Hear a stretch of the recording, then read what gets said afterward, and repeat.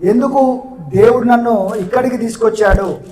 ఈ ప్రదేశంలోకి ఎండిపోయిన ఎముకలు, లోయలో వాటర్ ఉండవు, అక్కడ నీళ్లు ఉండవు. ఆ సమస్య గుండా, ఆ సమస్యలోకి దేవుడు నన్ను ఎందుకు తీసుకొచ్చాడు? ఎక్కడికి తీసుకొచ్చిందంట? ఎహెచ్కేల్ ఎక్కడ తీసుకొచ్చింది దేవుడు? ఎముకలు ఉండే లోయలకు, ఎండిపోయిన ఎముకలు, ఎండిపోయిన సమస్య, ఎండిపోయిన పరిస్థితి అనగా ఎండిపోయిన పరిస్థితిలో దేవుడు ఆయన తీసుకొచ్చినంట. ఎక్కడికి? ఎండిపోయిన స్థితి అంటే మంచిగా నీళ్లుండే, మంచిగా నీళ్లు పచ్చిగా పచ్చదలము ఉండే స్థానంలో కాదంట. ఎక్కడ తీసుకెళ్ళిందంట? ఎండిపోయిన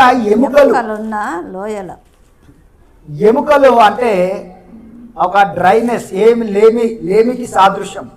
లేమి ఉంది, అక్కడ దరిద్రం ఉంది, అక్కడ నీరు లేదు, అక్కడ సమృద్ధి లేదు. అంటే అలాంటి ప్రదేశంలోకి ఎహెచ్కేలును దేవుడు ఎందుకు తీసుకొచ్చాడు?